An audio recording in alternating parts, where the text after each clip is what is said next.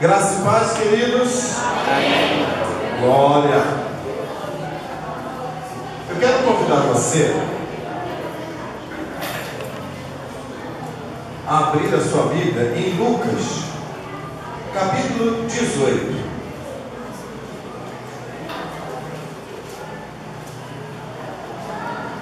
Lucas, capítulo 18.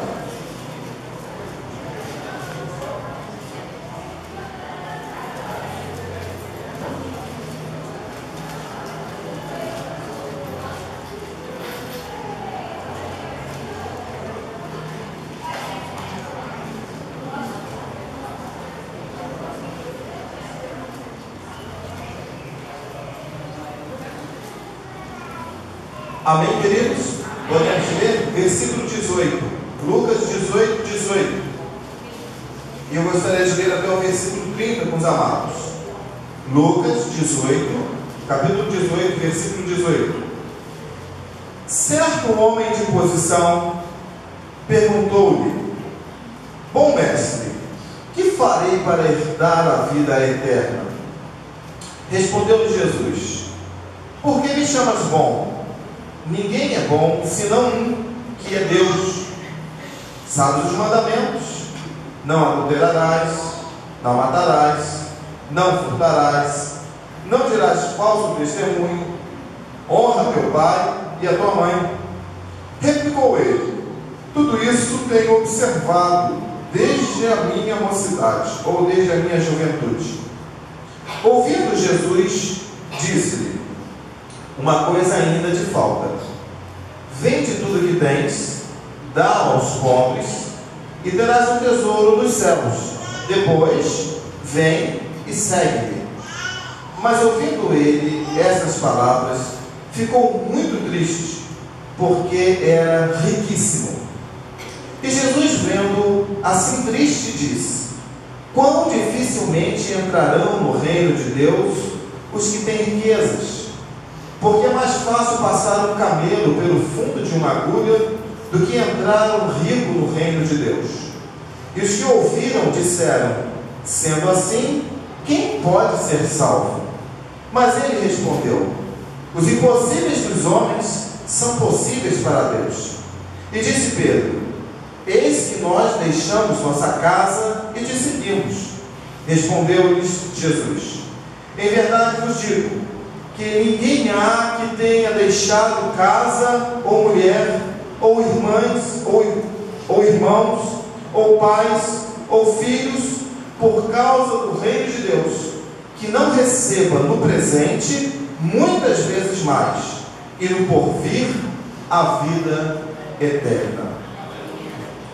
Senhor nosso bondoso Deus, Pai, que age de uma maneira tão bondosa, tão peculiar, individual, que conhece os nossos corações, assim como nossas necessidades profundas, até mesmo aquilo que não conhecemos bem sobre nós mesmos, o Senhor sabe de perto. E quando a Tua palavra nos é dita, quando o Teu Espírito, por graça e misericórdia, se revela a nós pela Tua palavra, o nosso coração treme, a nossa alma se cala, nós encontramos respostas para questionamentos até então, Senhor, muito buscados, Senhor, nas respostas. Mas quando estamos em Ti, tudo se faz claro. Quando nossa vida, os nossos olhos estão postos no Senhor, as respostas, as virtudes, o vigor, a vida se torna, Senhor, prazerosa de ser vivida. E nesta hora, nós te pedimos que Tu tenhas o domínio dos nossos corações, que Tu possas, ó Deus, recolher nosso coração, nossa mente, ó Deus, nosso intelecto, aquilo que somos e que temos, que o Senhor, ó Deus, possa tornarmos e tomarmos, ó Deus, nesta noite, Pai querido, para a ação do Teu Santo e Bendito Espírito pela Tua palavra. Que caia por terra todas as astutas ciladas do inimigo, que batam em retirada as ações que tentam roubar a tua palavra como semente dos nossos corações. E que o teu Espírito Santo tenha governo, controle e domínio de cada palavra dita e de cada coração alcançado. Assim, nós oramos e cremos na vitória desta palavra, no nome de Jesus. Amém e amém. Queridos, o texto do jovem rico, ele, na verdade, foi um texto que tanto Mateus, Marcos e Lucas tiveram a preocupação de escrever, de anotar, de ponderar sobre esse feito, esse acontecimento que eles consideraram ser muito importante para ser acrescentado. O jovem rico, como nós mesmos já vimos aqui, Lucas fala certo homem, mas Marcos e Mateus falam que era um jovem. Ele estava desejoso de conhecer melhor sobre a vida que ele havia vivendo, ou vinha vivendo. E ele teve uma oportunidade única de se encontrar com Jesus. E nesse encontro, então, ele esboça toda a sua necessidade, assim como a sua preocupação sobre o seu futuro, sobre as questões da vida, sobre os padrões que ele encontraria e se a maneira como ele estava vivendo estava de acordo com aquilo que ele estava esperando.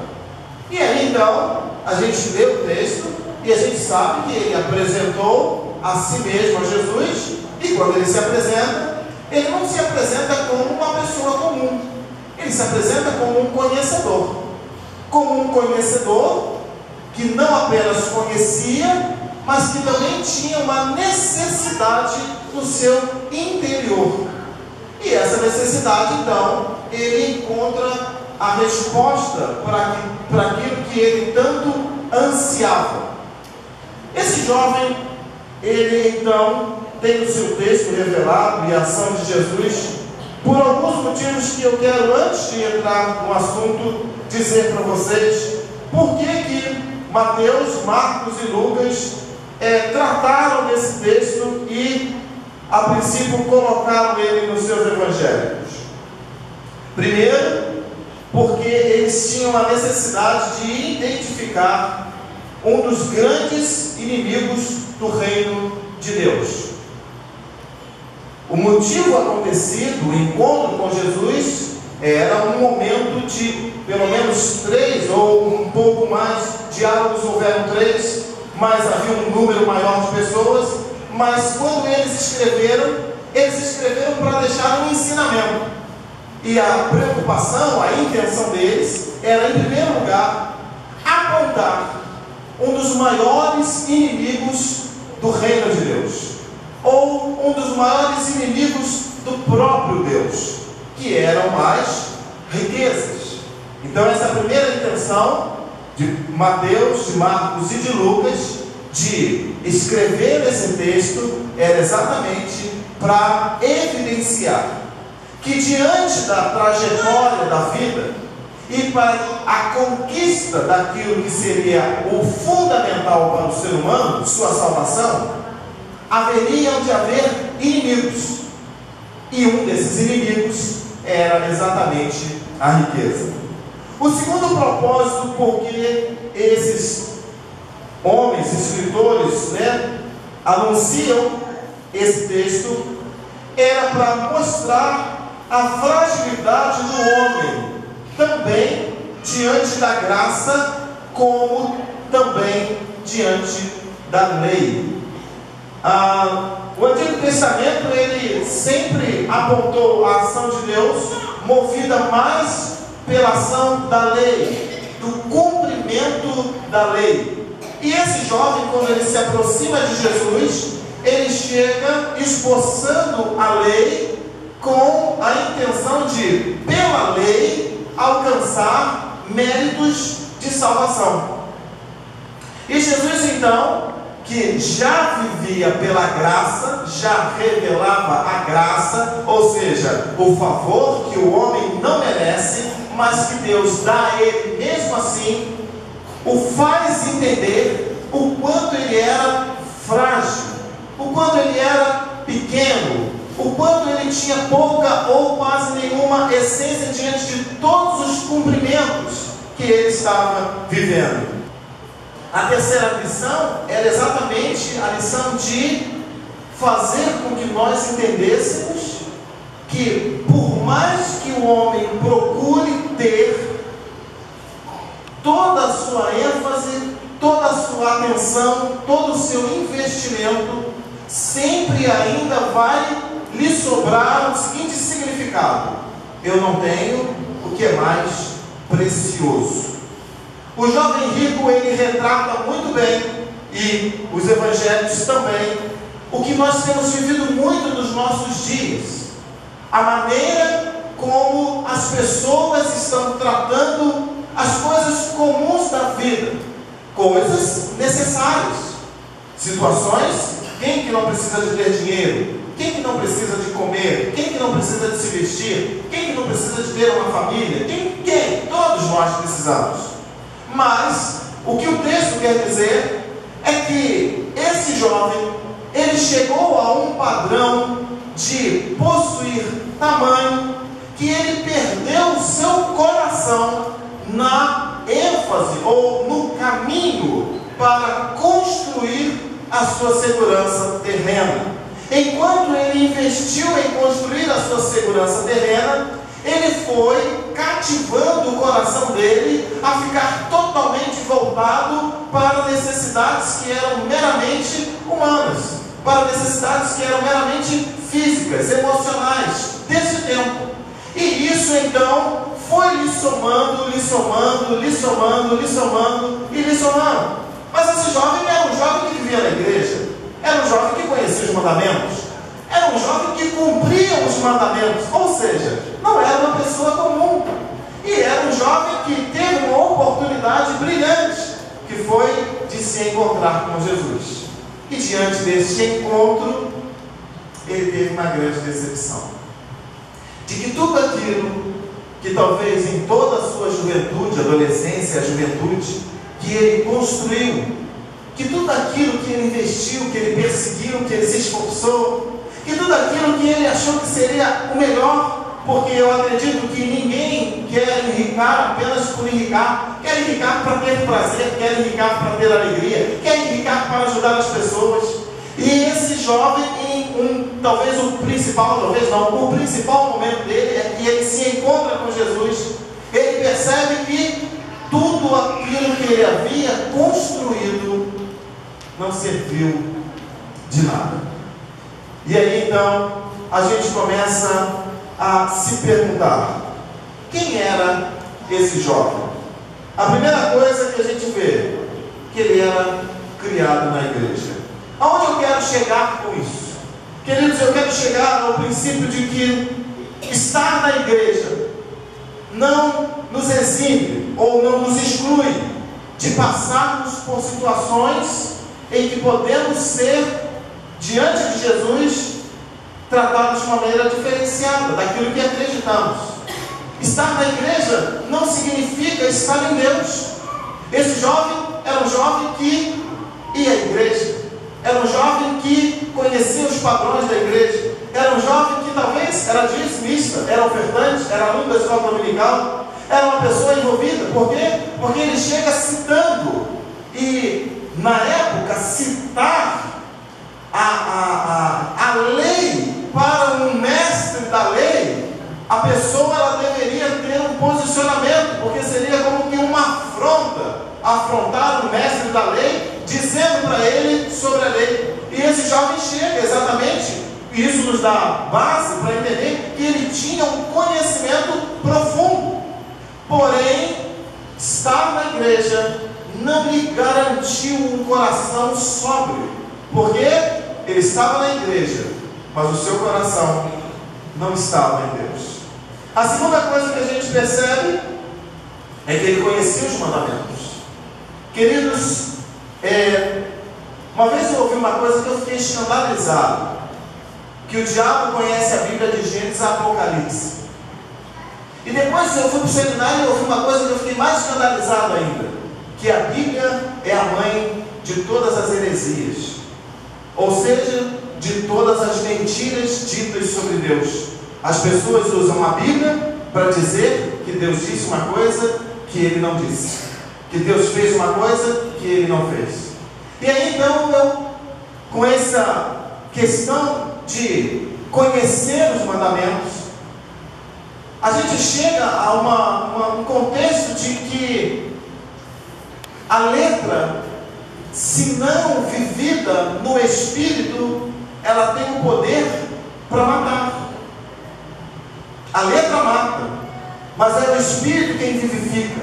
Quem faz com que essa palavra se torne viva no nosso coração é a ação do Espírito de Deus, que Ele só tem essa liberdade uma vez que nós vivemos na dependência dEle, porque senão o conhecer demais vai apenas solapar o nosso coração para nos fazer achar que nós somos alguém, que podemos alguma coisa ou que temos algum conhecimento. Então esse jovem, ele conhecia os mandamentos, mas ele não conhecia o Deus dos mandamentos. Esse jovem, ele era um conquistador de riquezas. Era alguém que talvez a gente poderia caracterizar como uma pessoa muito bem intencionada, como alguém que tinha alvos na vida, como alguém que tinha foco, que estava focado, que tinha ideais, como alguém que projetou a sua vida em cima de parâmetros, que construiu com rigor, que foi feliz, que investiu, que teve retorno, como alguém que produziu, como alguém que nós estaríamos batendo palma, talvez ganharia o ISO 9002, alguma comenda por aí, ou talvez um prêmio Nobel da Paz, por conseguir fazer riquezas até os 25, 27 anos. Era um conquistador, mas não conquistou a coisa que era mais importante para ele: a vida eterna, a salvação. Esse jovem, ele reconhecia Jesus como mestre. Eu acho isso muito interessante. Parece que em Marcos, ele chega, se ajoelha e adora a Jesus, e ele diz: mestre, o que eu tenho que fazer para herdar a salvação? Ou seja, quando ele se achega a Jesus, ele se achega consciente de fato de que Jesus não era o Filho de Deus, mas era um mestre, ou seja, um entendedor, alguém que poderia lhe esclarecer, que poderia lhe dar uma nova visão, um novo conhecimento. Ou seja, esse jovem ele não tinha apenas um nível cultural no que diz respeito à religião, não tinha apenas um nível intelectual, mas ele também tinha um nível emocional no que diz respeito ao seu relacionamento, sua identificação com aquilo que era santo para ele, entre aspas. Ele ainda tinha uma outra coisa muito interessante. Ele tinha preocupação com a sua salvação. Porque ninguém chegaria a Jesus para perguntar sobre salvação se não estivesse preocupado com ela.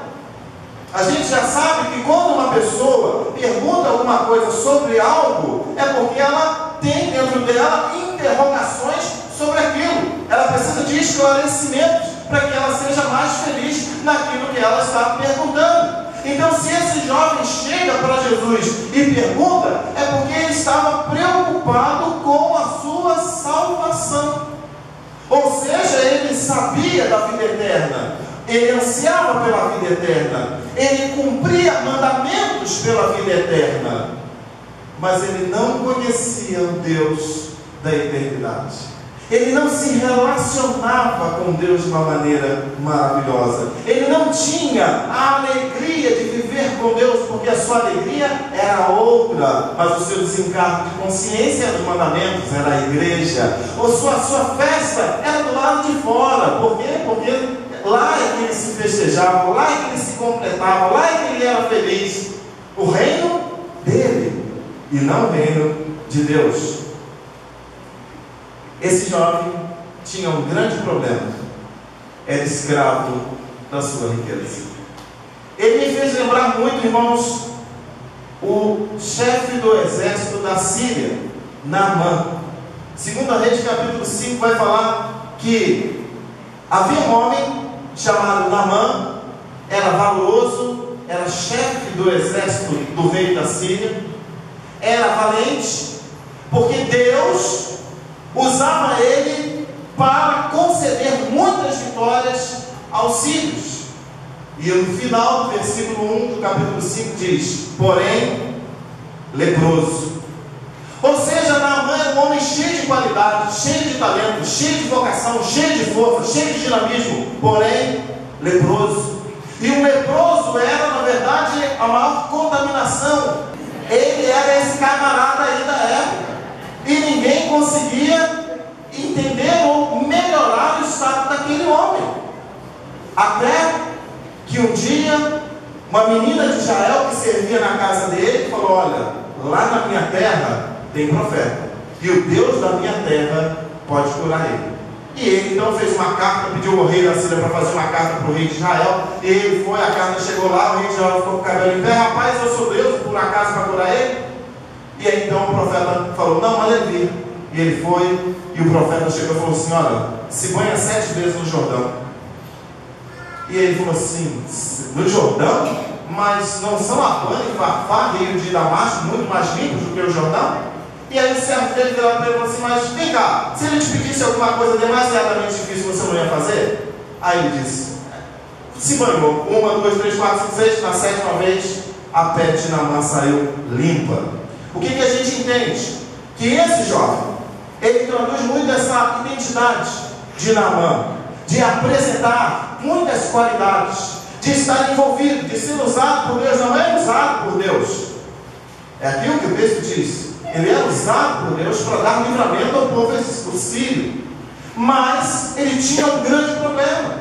Esse jovem tinha um grande problema. Ainda que ele estivesse na igreja, ainda que ele estivesse vivendo nos mandamentos, ainda que ele se submetesse a Deus, ainda que culturalmente, socialmente, ele estivesse envolvido com a igreja, com o reino de Deus, ele tinha um problema. E o seu problema era sobre uma escravidão. Ele estava escravo. Escravo do seu próprio coração, escravo da sua própria riqueza, escravo da sua própria ideologia, da sua maneira de pensar. Ele se fechou nisso. E aí então ele não conseguiu alcançar alguma coisa. Eu ainda acrescentei: como alguém pode ser capaz de se encontrar com Jesus e ir embora do mesmo jeito? E eu fiquei me lembrando de algumas pessoas, de algumas personalidades.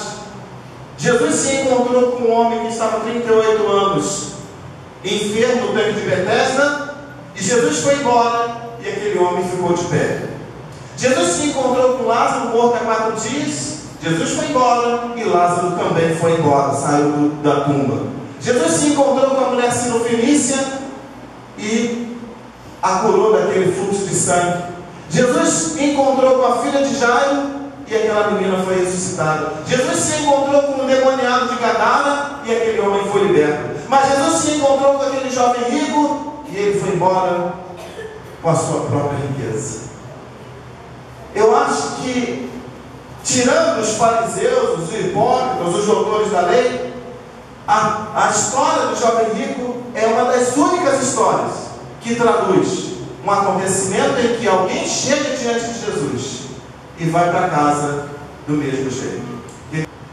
Então, Jesus, ele encontra com aquele homem, mas não houve um milagre na vida daquele homem. E eu fiquei pensando, se Jesus hoje chegasse aqui, quantos milagres não aconteceriam? Quantas coisas que nós ansiamos tanto para que Ele faça, e talvez a nossa fé tomasse um volume muito maior porque nós visualizaríamos a Ele. Mas aquele jovem, ele não conseguiu romper as barreiras do seu coração. Ele não conseguiu abandonar aquilo que lhe aprisionava. Sabe por quê? Porque era uma prisão boa. Era uma prisão saudável, era uma prisão que supria as suas necessidades, era uma prisão que o alegrava, era uma prisão que o conquistou, que comprou o seu coração. E eu quero ver com você na verdade, quero ler rápido, Mateus 6, 19 a 21, que vai começar a traduzir um pouco do que estava acontecendo. Mateus 6, 19 a 21, ele diz assim: não acumuleis para vós outros tesouros sobre a terra, onde a traça e a ferrugem corroem, e onde os ladrões escavam e roubam. Mas ajuntai para vós outros tesouros no céu, onde traça nem ferrugem corrói, e onde ladrões não escavam nem roubam. Porque onde está o teu tesouro, aí estará também o teu coração. Aonde está o teu tesouro, aí estará também o teu coração. Lá em 1 João, no capítulo 2, versículo 15, vai nos dizer alguma coisa um pouco similar. 2,15 diz assim: não ameis o mundo, nem as coisas que há no mundo. Se alguém amar o mundo, o amor do Pai não está nele. Porque tudo que há no mundo, a concupiscência da carne, a concupiscência dos olhos e a soberba da vida, não procede do Pai, mas procede do mundo. Ora, o mundo passa, bem como a sua concupiscência. Aquele, porém, que faz a vontade de Deus, permanece para sempre. São textos que fazem a gente entender o grande problema desse jovem. E não só desse jovem. O grande problema do mundo. Eu acho, queridos, que não há nenhum problema de nós desejarmos ter as coisas. Nenhum problema nisso. O problema é, diante das coisas, se Jesus pedir para que nós abramos mão delas, que resposta nós daremos para Jesus? Pedro ficou meio atônito, porque ele se preocupou quando Jesus disse que difícil coisa era um rico entrar no reino dos céus. E quando ele disse, essa palavra riqueza está imbuída de um outro significado, de não apenas riqueza financeira, mas de tudo aquilo que tende a ser importante para a gente. E aí Pedro fica atônito, os discípulos atônitos, falando assim: mas então quem é que vai poder se salvar?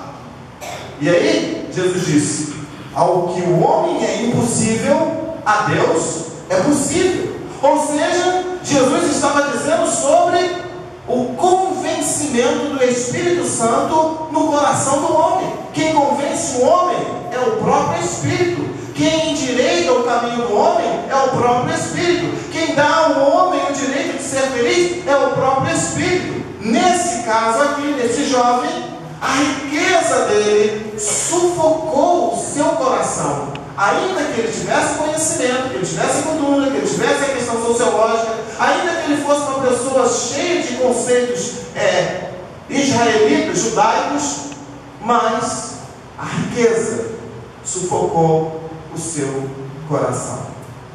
Ele não conseguiu, mesmo diante de Jesus, ser convencido a abandonar aquilo que lhe perseguia. E amados, vamos parar e pensar só um pouquinho nesse rapaz.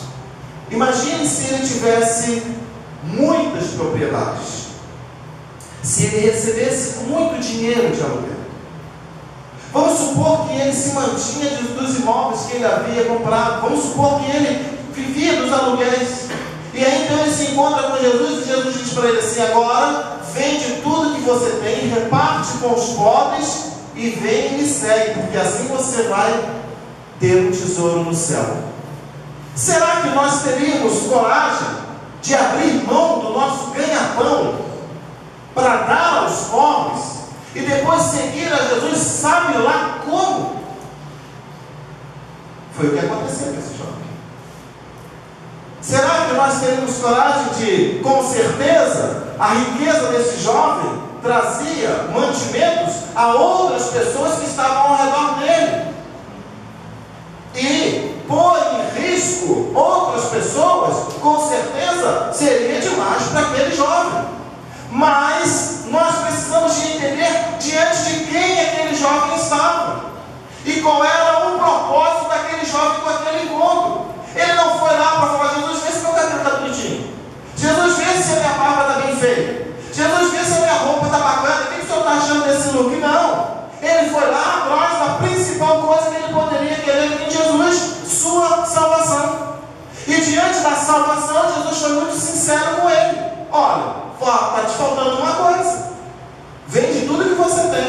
reparte, dá aos pobres e depois vem e me segue. E aí então ele ficou muito triste. Eu acho muito interessante isso. Ele ficou muito triste porque possuía muitas riquezas. Ele percebeu naquele momento que toda a construção da sua vida foi em nada, não valeu de nada. Então, a minha pergunta ainda se faz: alguém é capaz de se encontrar com Jesus e ficar do mesmo jeito? Se encontrar com o Filho de Deus e permanecer do mesmo jeito? Entrar e sair da igreja, vir e voltar e ficar do mesmo jeito? Mas eu quero dizer uma coisa para você, antes da gente avançar. Eu quero dizer que Jesus está aqui. Eu quero dizer que Ele já se encontrou comigo hoje à tarde. E Ele já falou para mim o que eu preciso de entregar. E Ele hoje precisa de que muitos de nós tomemos uma postura, uma posição. Talvez o que você precisa de deixar é quase nada. Talvez o que você precisa deixar é nada. Você já está vivendo plenamente com Deus, graças a Deus por isso. Mas pode ser que existam algumas riquezas que talvez hoje não estão sufocando o seu coração, mas pode ser que no amanhã possam vir sufocar. E Jesus hoje está te alertando, batendo na porta do teu coração, pedindo para entrar, para remover isso daí, para que você possa ter uma vida segura amanhã, no futuro, e o melhor de tudo, a sua eternidade garantida. A sua eternidade garantida. A triste conclusão: mesmo com todo o aparato religioso, ele não possuía o mais importante. Eu vi uma história tão triste esses dias.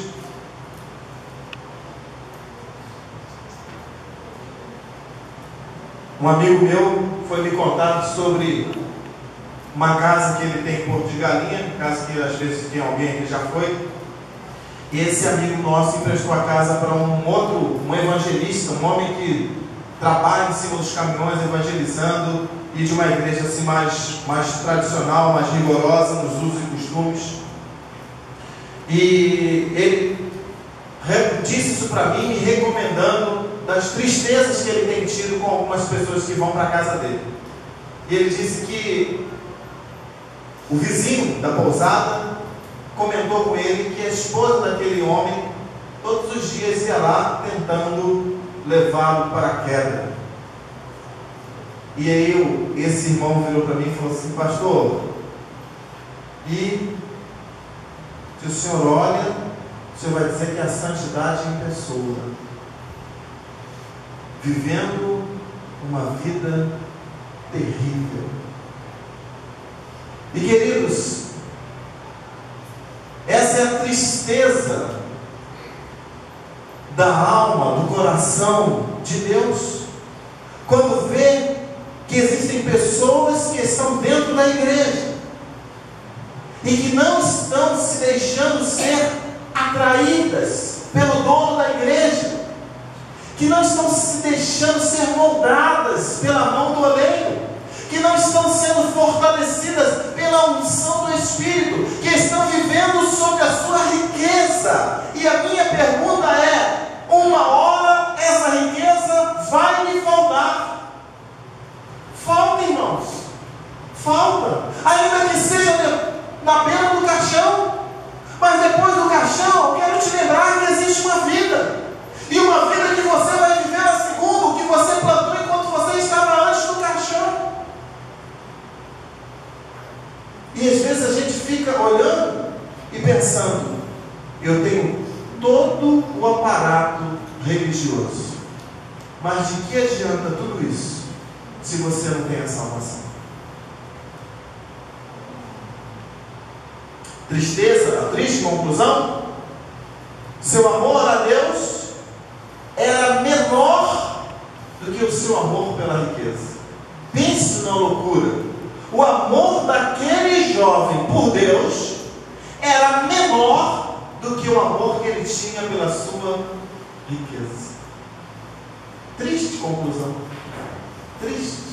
A Deus que o cria, que o fortalece, que dá a ele sabedoria, que dá a ele governo, que dá a ele vida, ele simplesmente encontra alguma coisa muito importante, se agarra naquilo e Deus fica em segundo lugar. De que adianta tanto cuidado se não cuidou do principal, seu próprio coração? Porque, queridos, qualquer que quer receber riqueza precisa de cuidar, de ser persistente, de labutar, de trabalhar. Mas para quê? Para quê tanto cuidado se não cuidou do seu coração? Provérbios 4, 23: de tudo o que se deve guardar, guarda o teu coração, porque dele procedem as saídas da vida. Mas a nossa felicidade, a nossa alegria, não desse jovem, porque nós não citamos mais, a Bíblia não cita mais ele, mas a palavra de Jesus aos que questionaram o que poderia ser então, se o rico não pode viver e todo ser humano possui uma riqueza. Jesus respondeu: o que é impossível para o homem é possível para Deus.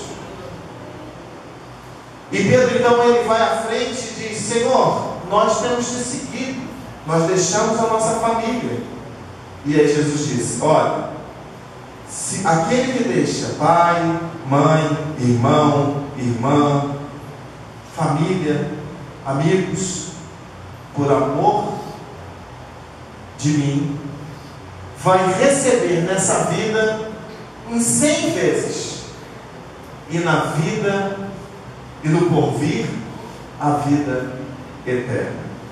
Essa palavra, irmãos, ela precisa de despertar o nosso coração para o dia de amanhã.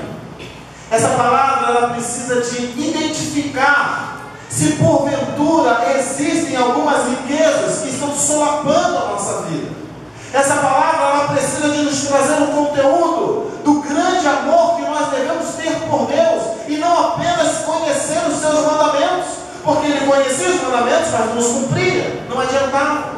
Essa palavra, ela tem o teor de tocar na tua vida e dizer: olha, Deus te ama, e Ele quer que você tenha uma vida eterna ao lado dele, e Ele está te preparando, te adornando, te modelando, te cuidando, para que sentimento ou riqueza alguma venha substituí-lo na sua vida.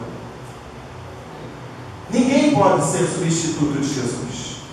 Ninguém pode fazer o que Jesus fez por você. Ninguém pode restaurar a sua vida senão Jesus. Ninguém pode fazer de novo senão Jesus.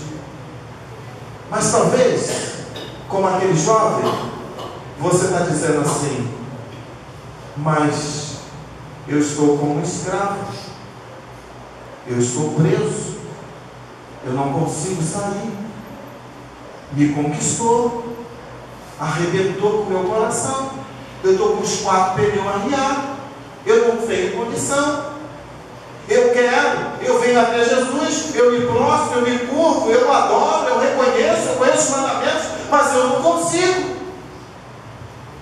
Mas hoje você está diante de Jesus, e Ele está dizendo para você: o que é impossível para você é possível para mim.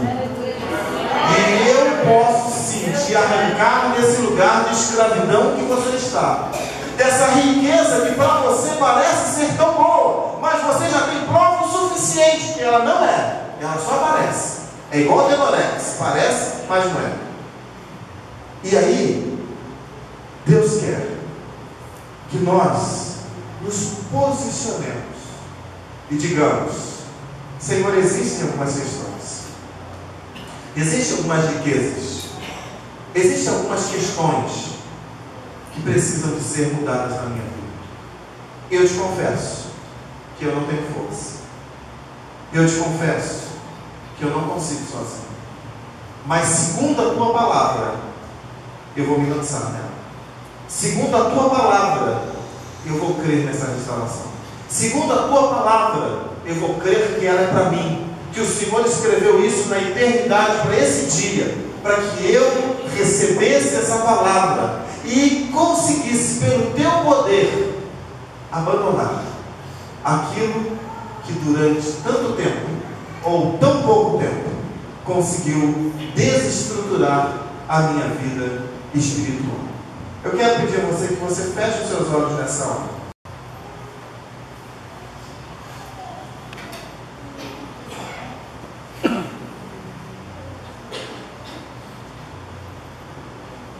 Quando a angelical trombeta neste mundo explodir, o meu nome ouvirei Jesus chamar, pois eu creio na promessa e que Deus a vai cumprir. Quando ouvir Jesus meu nome a proclamar, glória, glória, aleluia, o meu nome ouvirei Jesus chamar. Glória, glória, aleluia, eu espero ouvir Jesus a me chamar.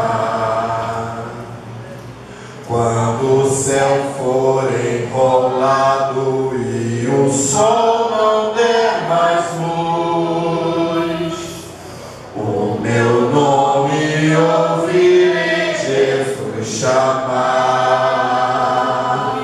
Passarão a terra ou o mar, mas permanecerá Jesus, que meu nome vai na glória pronunciar. Glória, glória, aleluia, o meu nome ouvirei Jesus chamar. Glória, glória, aleluia, eu espero ouvir Jesus a me chamar. Ó, que música suave há de ser pra mim ouvir, o meu nome Jesus Cristo anunciar. Ó, que gozo vai minha alma lá nos altos céus fluir, quando Cristo o meu nome proclamar. Glória, glória, aleluia, o meu nome ouvirei Jesus chamar. Glória, glória, aleluia, eu espero ouvir Jesus a me chamar. Senhor, esta é a tônica da nossa vida. Foi para isto que o Senhor nos comprou com teu sangue, e para isto que temos vivido a cada dia nesta labuta: vence pecado, vence pecado, vence pecado e vence pecado. Esta batalha constante, Senhor, que vivemos nessa vida, ó Deus, é porque esperamos ouvir o nosso nome a ser dito, Senhor, nas tuas mansões celestiais. Ó Deus, e nós não queremos estar, Senhor, como aqueles que tanto esperaram, que tanto desejaram, mas que tanto também foram corrompidos pelas suas riquezas. Ó Deus, pelo teu Espírito Santo, convença-nos nesta noite a abandonarmos aquilo que nós temos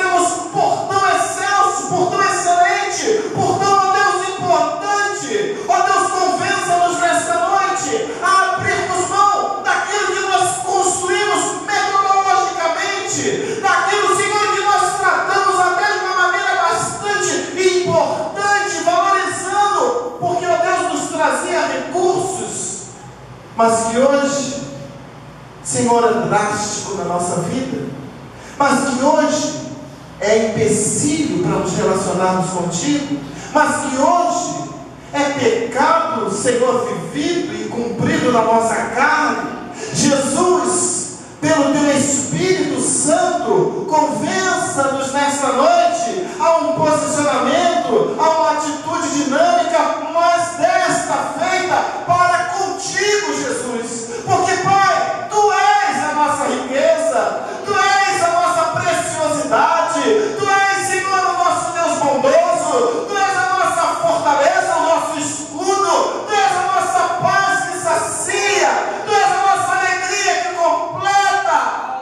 Pai, não permita que nós queiramos encontrar em qualquer outro lugar o que podemos apenas encontrar em Ti. Oh Deus, não permita, Senhor, que o nosso coração seja volumado por tantas propostas mundanas que tentam nos destruir, nos exterminar. Não permita, Senhor, que a nossa alma se encante pela maldade. Não permita, Jesus, que nós nos vendamos, Senhor, a coisas tão lisonjeiras, tão infames, tão sem importância, tão pecaminosas. Não permita, Senhor. Mas, Jesus, aviva-nos nesta noite, por esta mensagem, por este exemplo, Senhor, de fracasso neste homem, mas, Senhor, que nos traz um grande ensinamento daquilo que o Senhor espera de nós, e nós também esperamos de Ti. Pai, que esta canção que cantamos seja, Senhor, a nossa vida a cada dia. A cada dia digamos: eu espero ouvir Jesus a me chamar. Oh, quão doce, quão suave vai ser esta música. Oh, como meu coração está ansioso. Oh, como eu estou preocupado em não perder esta valiosidade que eu conquistei, ou que Jesus conquistou para mim. Pai, dá-nos graça de nessa noite fazermos uma separação, pormos um ponto final. Ó Deus, pelo agir do Teu Espírito, dá-nos um convencimento, ó Deus, de que a salvação é para aqueles que amam ao Senhor e não amam o mundo.